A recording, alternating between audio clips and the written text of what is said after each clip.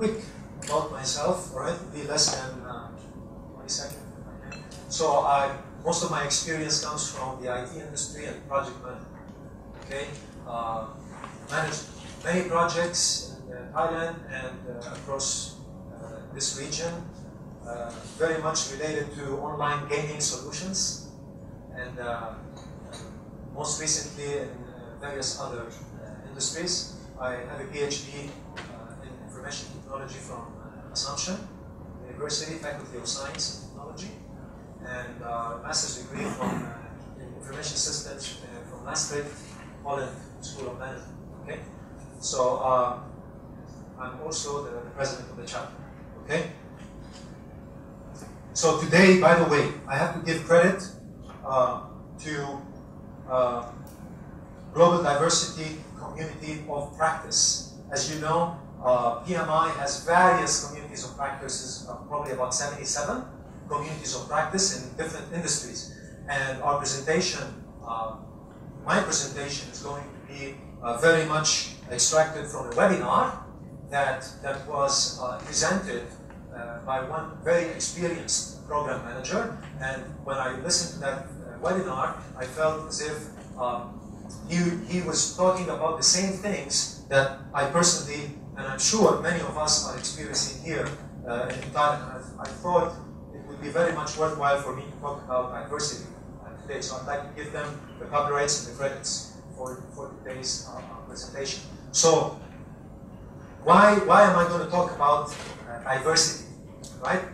Why is it that diversity is important? Or probably some of you are wondering, what is diversity, right? So we're going to go through some of that. We're going to go through what are some of the examples of diversity that are manifested, and I'm going to make sure, hopefully, that I keep you awake throughout this presentation. Okay, and then we're going to talk some factors that we can consider to help project managers communicate effectively across various cultures, or in a place where we have people from various countries, all right? In a project where we have people from various countries, China, India, Thailand, all working together at the same time.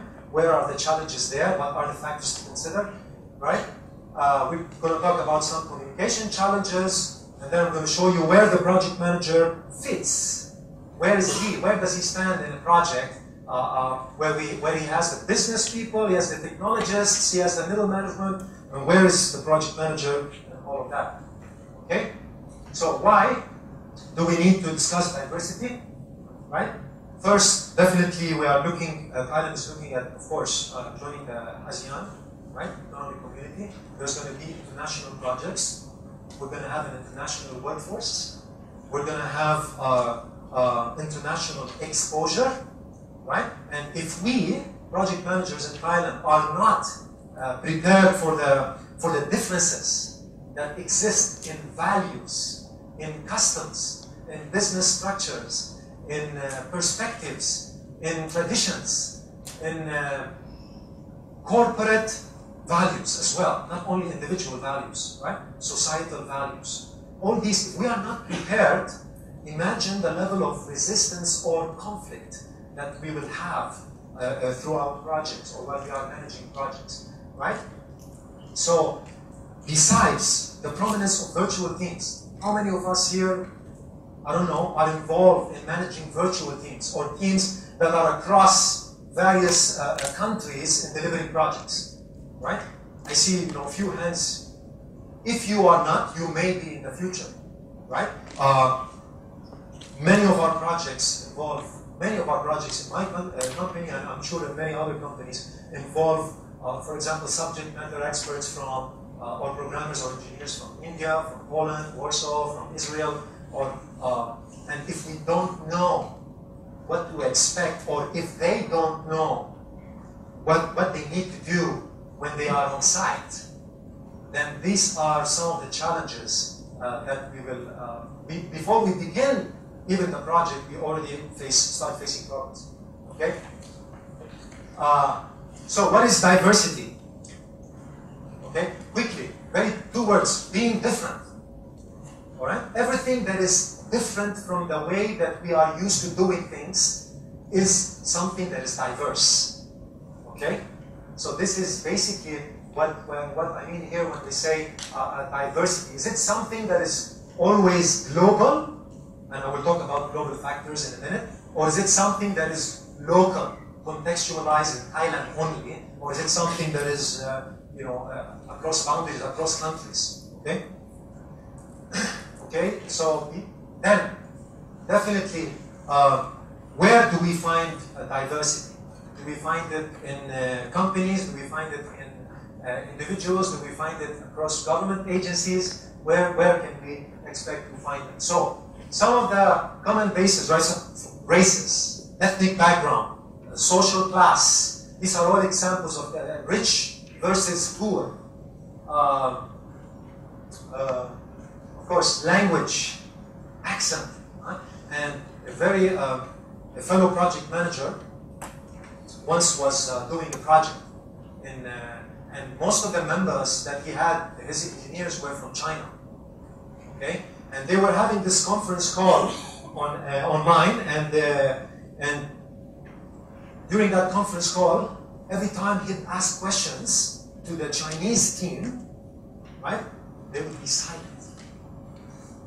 The people from America, the people from Europe, you can hear a lot of noise on the phone. They're all asking questions and everything, but then the Chinese were very quiet. And when the project manager would ask, tell me, what happened with this? Can you give me a status report? Sam, we'll send you an email. Okay, so the project manager was frustrated. You know, what do you mean you'll send me an email? I want to know now. Right? But the Chinese team were quiet. All right? Now what happens that after that conference call, within the next day, Sam got an email that was very well crafted, that was written in better English than Americans, with a great status report that he had not received from any other team member from the Chinese team. Okay? And Sam, right, this conceptual Sam, discovered that those members, those Chinese project members, were always self-aware about their accent in English. All right? They were self-aware, that's the key word. They were self-aware. So they were worried about giving a status report and let everybody else hear and trying to understand what they were trying to say because their accent wasn't good. Okay? So they were aware of that, and therefore they chose not to do it and gave him a better report than anyone else. Now, if Sam was not a properly trained project manager who recognized these diverse factors that exist, specifically with language, as we just talked about here, then we would have a huge communication gap that exists between the local project manager and the international project team members. Okay? And this is what I mean here when we say our language and our accent. Okay? Upbringing, of course, right? Sometimes you have the rich versus, when I said rich versus poor, you have a very rich person, let's say, who has just become poor, right? And then they are joining us, and they are one of the team members, and somehow you notice that they are very much outspoken, and they have a lot of confidence, right? They can say, and they can do, and everything, and then you have the other guy who comes from a poor background, right? And suddenly, he's in a better status, he's earning a good living, but he's very shy, okay? He cannot speak up in public.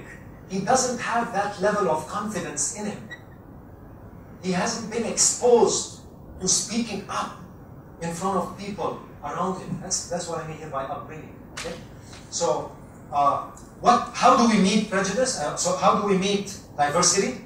We meet it with a lot of us. I don't want to say all of us. A lot of us we meet it with prejudice. We look down on. We may look down on these people, right? We may discriminate, right? Specifically when I'm hiring, right? Where is this guy coming from? Is he from a Chinese background? Or is he from a Thai background? or is he from whatever background, right? I look at their background, and based on their background, I make a decision. I don't even look at their experience, okay? So this is where diversity becomes very important for us as project managers. We definitely should not be doing that. Diversity should be promoting our elements and components in project management. It should not be discouraging what we do as project managers for organizations. Okay? Global, when I say by global diversity, I mean the factors that are very much something that is almost in our DNA, that we cannot change. Okay? Something that we grow up with, it's very hard for us to change. For example, I can give an example from India, the caste system, right? Or the hierarchical system, right? The boss versus junior kind of thing. So this is what I mean here by global. Of course, the rich versus class, and here this is what I mean by economic conditions, cultural background such as the hierarchy, and the language barriers. Okay? So this is global diversity. Of course, local diversity is confined to, for example, let me give you an example here. Corporations. You have a charismatic leader who has highly individualistic traits. A person who values health principles. Okay, say company X, led by a chairman or a president who values health principles, you will find the whole company shaped or molded by that person's beliefs. Okay? You will walk around different floors and you will see signs and flyers about how you take care of your health. I've seen that in China, by the way. I walked into one company in Shenzhen one day, and between 11:30 and 1:30, everybody was sleeping. Everyone. They slept in their chairs, and all the lights were switched off. Okay? And I was looking around saying, what's going on? And they told me that the CEO values rest. People need to rest during that time after lunch, and they need to take some time before they can continue their work. That way they will be more productive. Therefore, everybody goes to sleep from 11:30 to 1:30, let's say 12 after having lunch. Okay? So that's an example of something that is shaped by one charismatic leader in our organization. And why am I saying that? Imagine you as a project manager working for such a company, and then you change. You move to another company where that leader of that company values, let's say, something else, frugality.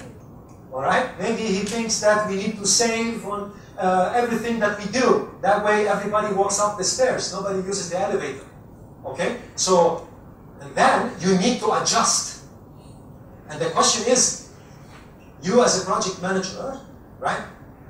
Do you think that you can adjust the whole team to match you?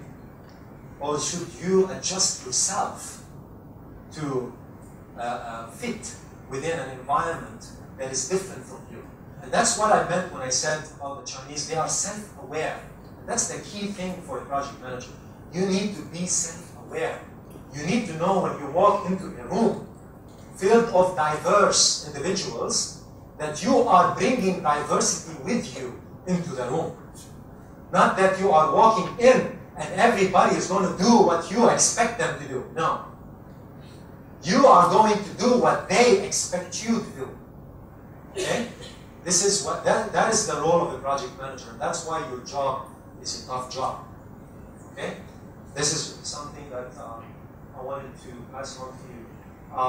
Of course, we have we talked about, all right, verbal versus written, right? So sometimes you walk into a company where your boss is highly supportive and, if you say something, finish, that's it. It's like you've signed it. Or you go to an organization where, you know what CYA is? Cover your ass, okay? This CYA means everything I need to do in the company, I CC my boss. Right? I CC him, I CC him, I CC him. It's like you're worried at all times that if you make something, somebody's going to blame you, so you just CC him on everything. Right? So sometimes some corporate cultures, I can mention Google, for instance, right? Some corporate cultures are of the sort that, don't worry. Don't worry.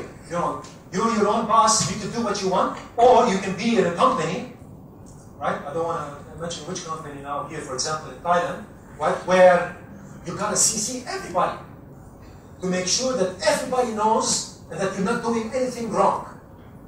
All right? So this you need to be aware of that when you walk into a company. And you need to be aware that if you are CCing somebody, are you threatening people? Are you coercing people to doing something? Be aware of that.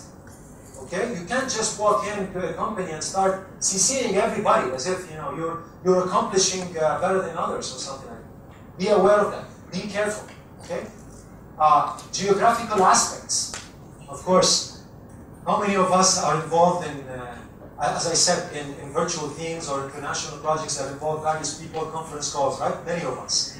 Now, how many times do you find yourself in a meeting where 10 people are from Thailand and 3 people are from the States, but the meeting is at night? I've been in that many times. There'll be like 5, 6 people on the project from Thailand. There's 1 or 2 people from America or from Europe. I don't want to be right. And all of us are having a meeting at 11 p.m. Bangkok time because the 2 guys in the U.S. Can't make it. All right. So we organize all our meetings at night.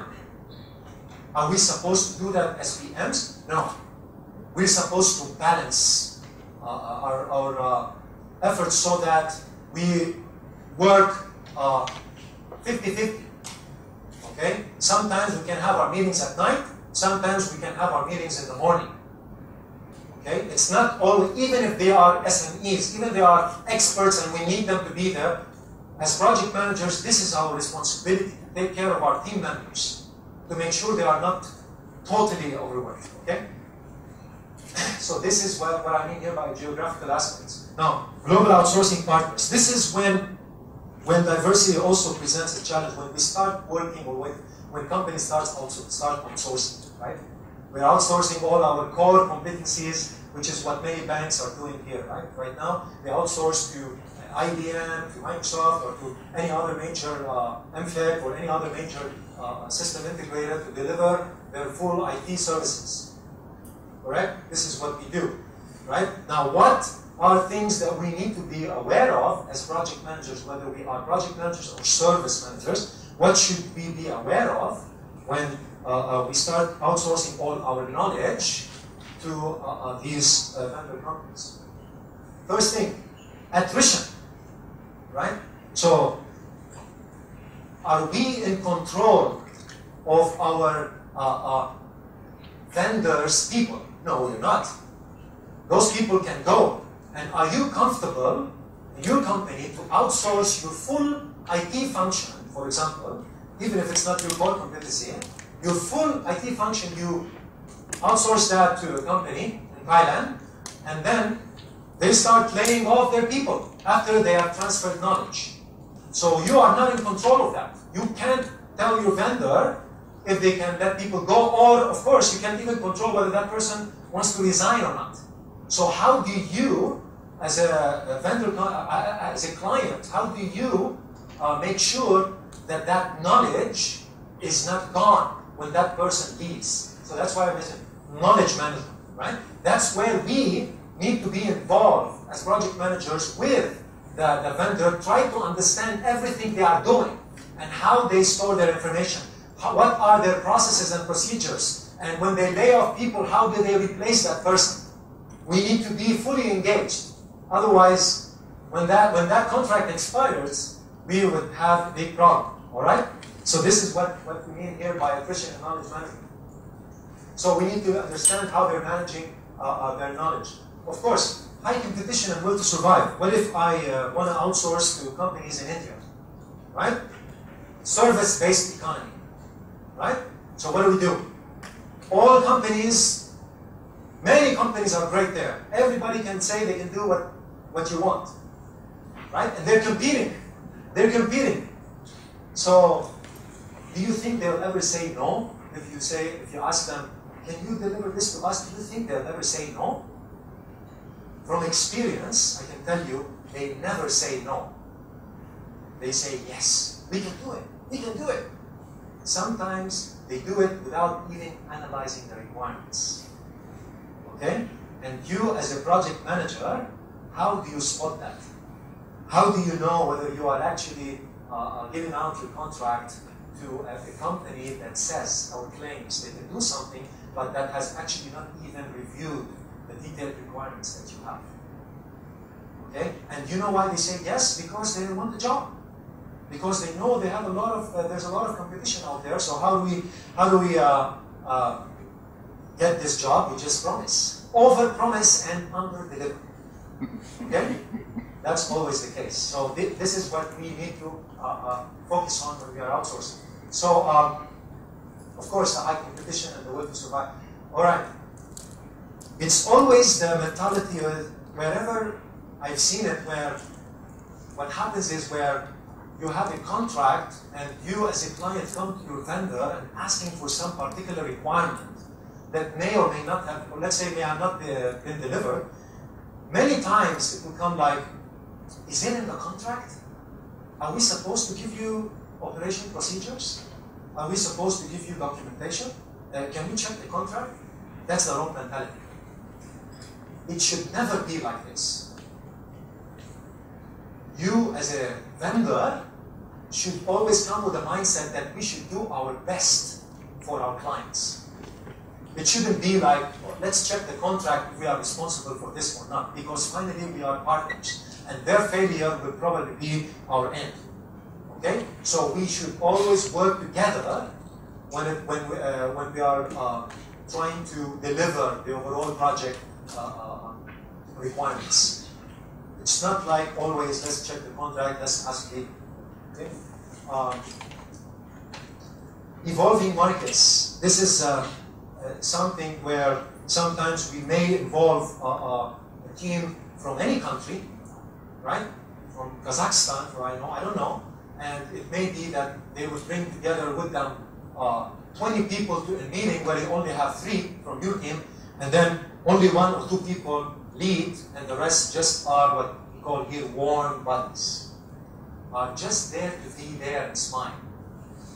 Okay? So we need to be aware of such scenarios where we identify who the skilled workers are and who the warm bodies are.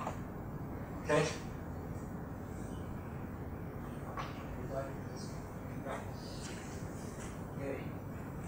So I've already talked about expectations mismatch, right? Over-promise and under-deliver. Of course, lack of risk management, right? How many, we just talked about companies who just promise you, and they don't even go through risk identification. They don't even, they tell you everything you want to hear is good. I have seen proposals.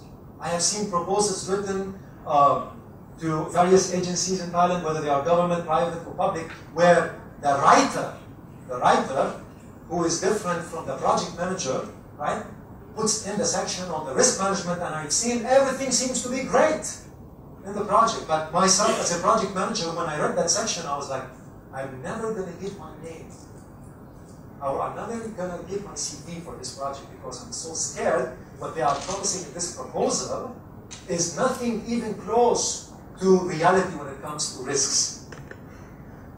Okay? So be real. Alright? That's the message. Be real. If you have 50 risks involved, whether it is with government furnished requirements, GFRs, right? Government furnished information, right? For example, anything that you require from the client for the project to be delivered must be clearly defined in your proposal.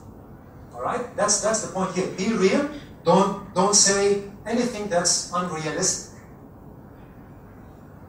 And that is where you know what hope creep is? We've always heard about scope creep.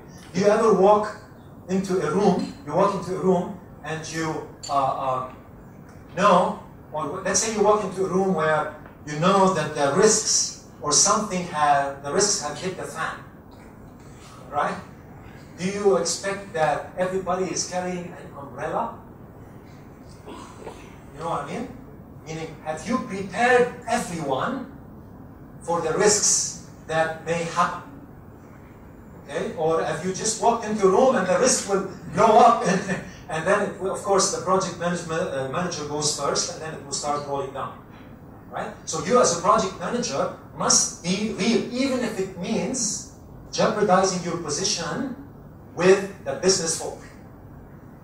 Okay? I have been in many situations before where the salespeople are just adding scope and scope and scope to a project where I am there and I'm involved and our executives are fully supportive. We can do. And then I'm looking there and saying, no way, I cannot do this, So don't be afraid to fight back. Because if you don't, it'll be too late.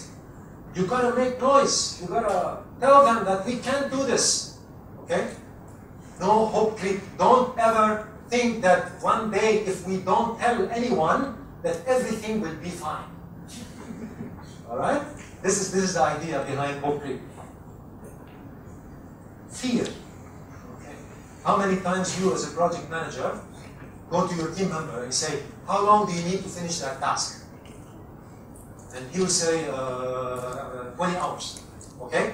The reason he said 20 hours, let me tell you what happened during the, If I tell him it's going to take 40 hours, he's going to think I am too inefficient, I am not smart like him. Let me tell him 20 hours and let me see if I can do it. Right? You as a project manager, don't immediately take their word and say 20 hours. When you go to your counterpart, you say 60 hours. Okay? And then you negotiate down to 40. Alright? So, and even then, you will find that they need more time. Okay? It will turn out that they probably needed 100 hours. Okay? That's why fear. If you are coming to a person from a Western background, they will tell you how it is. Oh, it's going to take 50 hours. If you come to a person from another culture, he'll probably tell you, I don't know, okay, 10 hours. And then you do it in 100. Okay? So be careful. That's what I mean here when I say fear. Okay? You need to be aware of that. So quickly, virtual teams, global teams, international teams bring about all these challenges that we discussed. And I think I've spoken about all of them. So cultural diversity, okay? Expectations in different cultures. How many times have you been in meetings with a subject matter expert or with an architect and you say, we really need to do this, it's a requirement. It's a requirement by the government. We need to do this. And then the person will say, no. No. Right? Never say no. And manage the person who says no.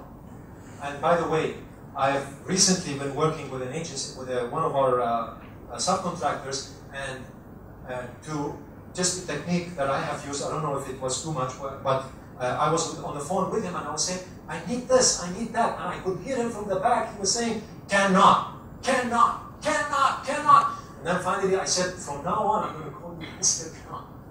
Right? And believe it or not, he stopped saying cannot. He started explaining why. Okay?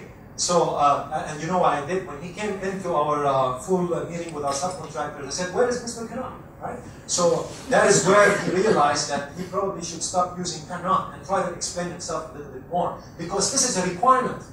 If it's in the TOR, you gotta do it. You can't just come and say cannot. You gotta find a way. Right? This is not just, let's say, a $1 million contract. It may be a $5 million contract. You just can't come and say, cannot. No, no, no, no. You can't do that. All right? You gotta explain yourself. Fear, talked about that. Language, I gave you a very good example on language and accent. Lack of planning. Oh, a failure to plan is a plan for failure. Okay? So, I can't even overemphasize the need for planning. We just had a lecture last month in construction, right? That deals with how much planning is important in risk identification, in requirements review, in scope, identifying our scope or breaking out our activities in our WBS everywhere, right? So lack of planning, that's very important. improper identification of risks. Have you heard of analysis paralysis? Right? In other words, is this better than lack of analysis? Probably analysis paralysis, you can try to get this guy to walk again and wake them up and say, you gotta start analyzing again. But lack of analysis is worse. Right? So you've gotta definitely get your business analysts involved way early, even before any project or any project charter has been issued. Way early. Okay? Inexperience. How many times have you been given a $2-3 million project that involves, let's say, 10 developers that you require as a project manager to be highly experienced in, for example, I don't know, any programming language or any particular industry area, right? And you find that the resources that were given to you were just graduated from university, right? They come and tell you, hey, Petros, we have this project, we got to deliver, but your team is only like these guys, they just graduated, they don't have any experience, and please do it. Can you do that? And the question is, you have to, right? There is no choice. What do you do when you are in that situation? Many project managers I have seen run away, right? Resign, or I don't know, they can't take that much pressure, right? Or what you can do is you compensate with your own experience. In other words, you need to train those guys. You can take them in. If you don't have that experience yourself, you don't have that expert knowledge yourself, what you can do is you can try to borrow resources from other areas and you say, lend me one of you 2 guys for a week, right? Or you can even resort to the client. Even if you're a vendor, you can even resort to the client. But don't work with 10 people who don't know what they're doing, and yourself, you're busy with higher level areas, and you leave them. No, you gotta compensate with your own experience. You're gonna work with them, right? You can't run away, and you got to train them, even if you have to do it yourself.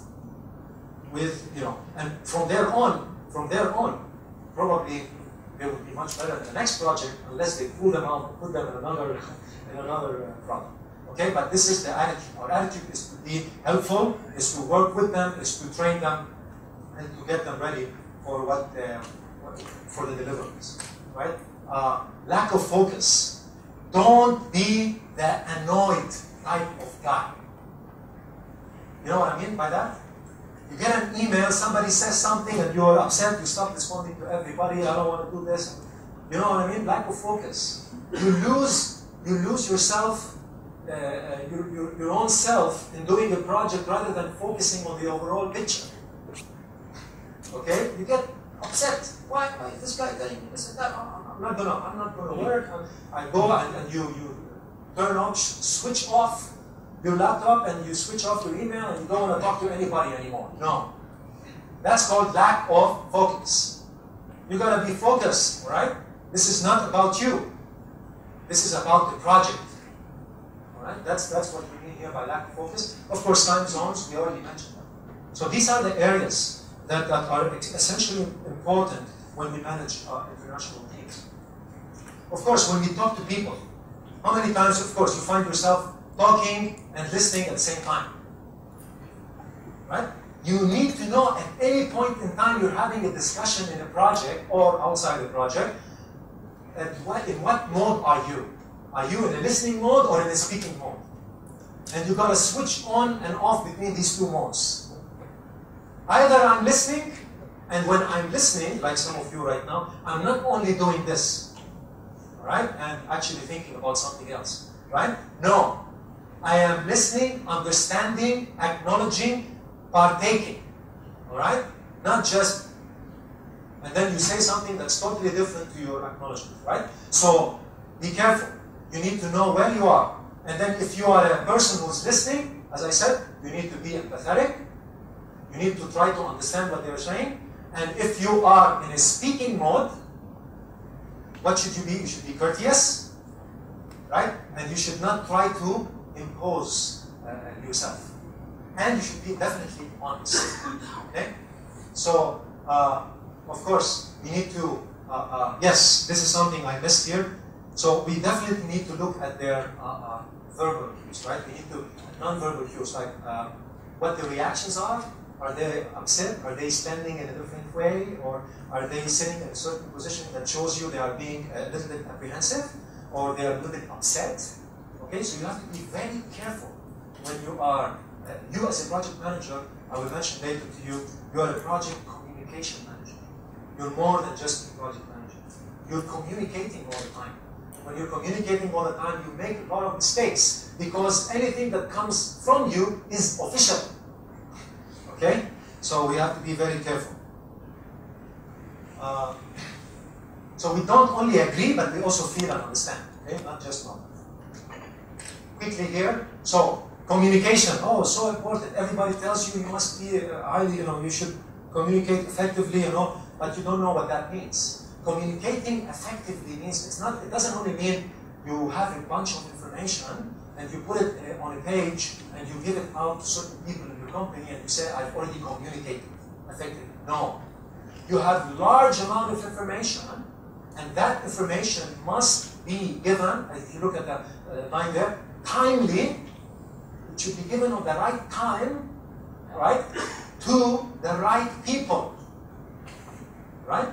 And it should be put in a certain package that fits the receiver. I will talk about that later on. And finally, to confirm that that has all happened, you need to make sure that the intended message has actually gone across and not something else. Okay? And I'll tell you what I mean. Okay, so, as I was saying, the project manager is at the center. In all of this, the project manager is the project communication manager. And if you look up, right, you have our leadership. You look down here, I don't mean down or up, just in the slide, but you have our developers, testers, analysts, right? And that side we have our business people, and this side we have our technology or expert people, right? And you are in the middle. In the middle we have what? We have the middle management, right? And you gotta communicate to all of them. 8. Right? 8. You have up there the high-level people who don't need so much detail. In most cases, some CEOs, some chairmen, they love to have details, all right? But let's assume in most cases, you need to give them only the red alerts and the good news, if you can, all right? And then you have the middle managers, and that is where, and both sides, you have middle management on the technology end, and you have them on the business end, and you need to also know how to communicate to those. And then you have your tech guys.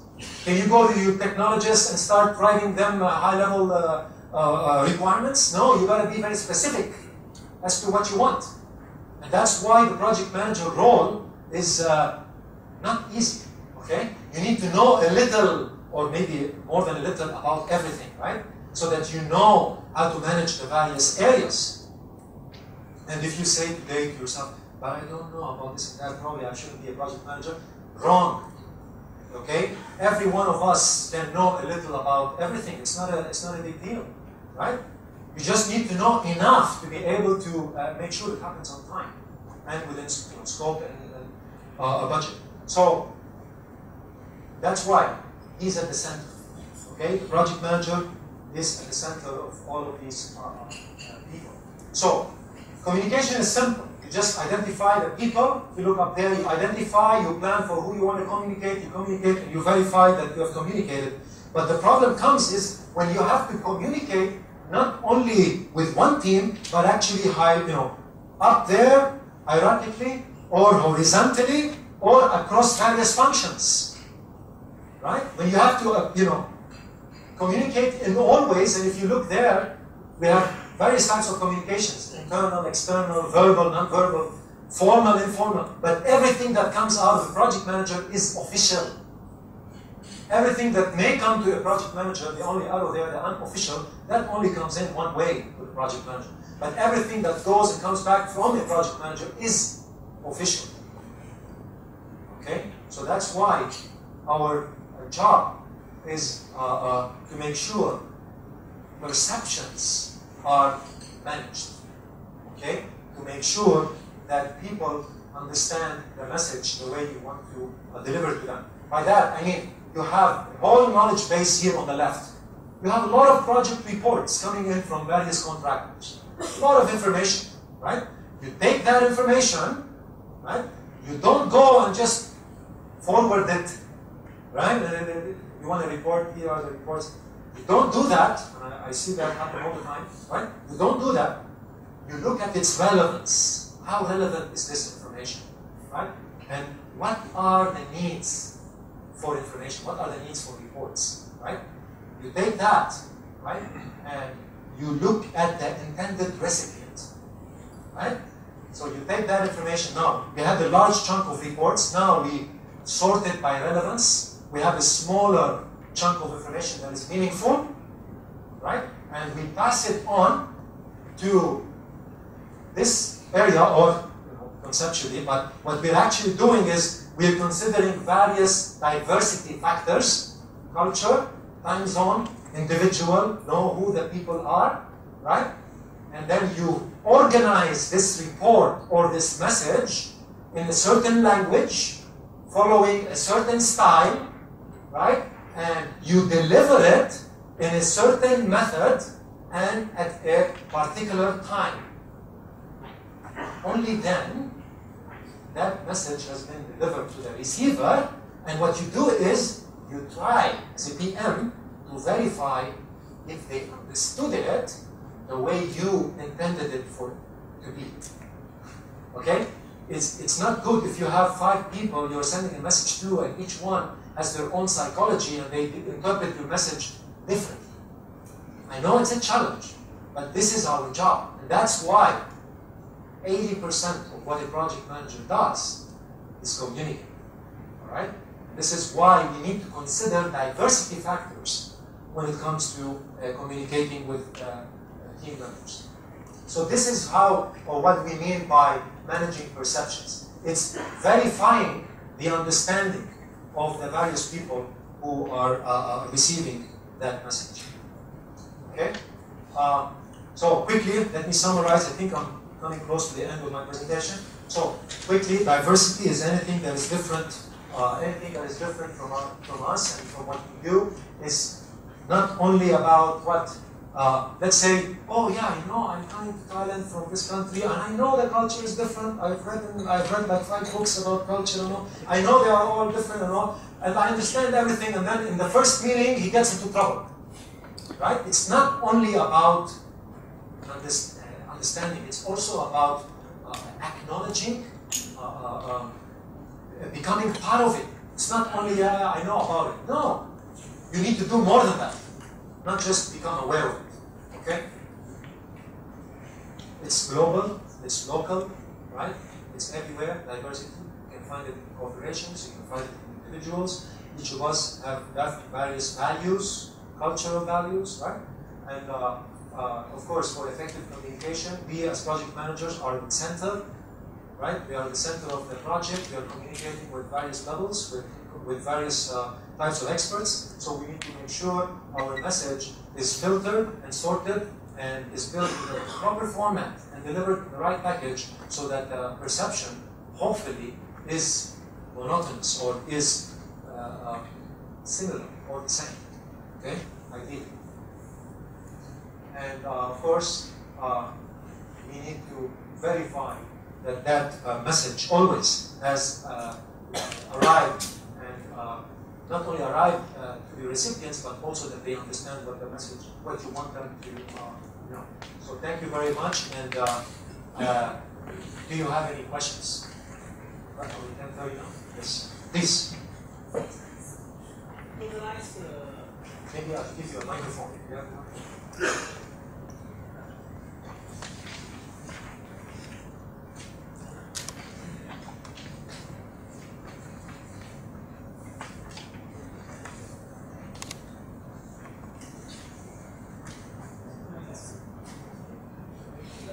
It's not working?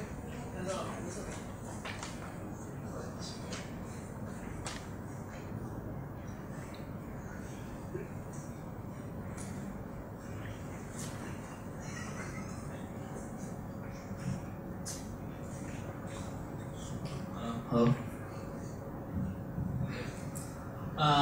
It was a nice discussion. Thank you so much. But one thing that was intriguing on the communication part is that you were saying that we need to communicate in a manner that they understand, and you need to make sure that they understand, right? But my question is, how do you make sure that they understand? How do you make sure that the message that is passed to them is really understood, and that's what the message means? Okay, very good question.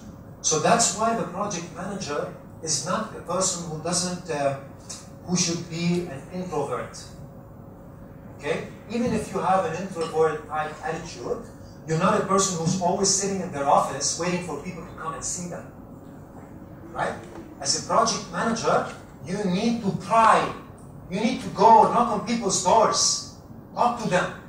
Right? You send him an email. How do you know that guy is checking his email? You call him. You go to their office. You visit them out. You go and have dinner somewhere. And you try to find a way to interact with them directly, and definitely, once you interact with them directly, you would know. If they understood you incorrectly, they will let you know, indirectly or directly. But that's why I want to encourage you, even if you are a person of not so social, let's say you don't like to do these things, but as part of your job, you have to. You have to go and you have to book an appointment with them, you have to call them, you have to set up some kind of an event where you see them. So the idea is that that's one way you can verify that your message has been understood. Okay? You have to follow up with them. That's a very good question. Thank you. Anybody else? Yes. Maybe pass on the microphone. If you have in the situation that you deal with the client, but you are the project manager, but you cannot make the very key decision. Yes. And client requests something that your top management cannot do for the client. Yes. And you are like the middleman. Yes. How you communicate to balance. All right. Frankly speaking, this is one thing that I'm very good with. Spreading bad news in a very good way. Okay? So, maybe you probably have seen it in the chapter. Okay, so this is where your communication skills are very much important. Okay, sometimes I've been in projects where let's say the project is not happening, and the executives are requiring some form of progress, and because of certain limitations, the project is not moving forward. So what do? Right? You've got to first identify the people who are you communicating with, know who they are from your client. Who are those people? At the same time, know who are the key decision makers from those people, and you need to be able to craft very carefully a message that highlights the positives of what you have accomplished already. Right? Let's say your project has 10 requirements and you've already done 6, let's say, and the 4 you can't do. So you need to overemphasize those 6. We've done this and we've done that and we've done that, and you overemphasize that as much as possible. Tell them that you're going to help them there, and then at the end there you say, with those 4 we are trying. Don't get us wrong, we're trying, but there are challenges that we are facing, and we think we're going to have some hiccups there. And we need your support. But we will try, right? And eventually, right, that you will try to narrow it down. Until hopefully you hope only that it fades. Okay? And if it doesn't, you need to get some of the executive support. Right? You need to get your executives to invite them out to a golf game or something and try to help you in burying it, if you like. Okay? So this is what I can say. The challenge is when clients feel that you cannot make the final decision, they will feel that you not have high authority to make a decision. They try to bypass you to the top management. But that's the reality, right? The reality of the situation is you don't have the authority. You are not the business owner. You are only the project manager. And you do your best to deliver requirements, right? And if you can't promise, because it's something that doesn't belong to you, you got to go back to the sponsor. So yes, if they want to go directly to the sponsor, let them go to the sponsor. You make sure the sponsor is ready. And you will find, by the way, you will find that most of the cases that I have seen, the sponsor will say, okay, we'll do it for you. All right? But it will be a favor that they will have to pay us back somehow. So when it comes between the executives, they know that if I'm doing you a favor now, next time you will give me something back. Okay? Let them deal with that. But from your perspective, you can't, right? You can't overpromise and say yes, and then what do you do if you can't deliver, right? So don't overpromise and underdeliver. Okay, but thank you. Very good question. Anyone else? Okay, by the way, one last one, and we have another Q&A at the end, right, of the day. So go ahead. Are these presentations available in the website? Okay, as of now, no, right? But we can make them available definitely. All right. So thanks everybody, and let's go up to a coffee break, and then we'll have Kun Sumit talk to us after this. Sorry, King Kevin.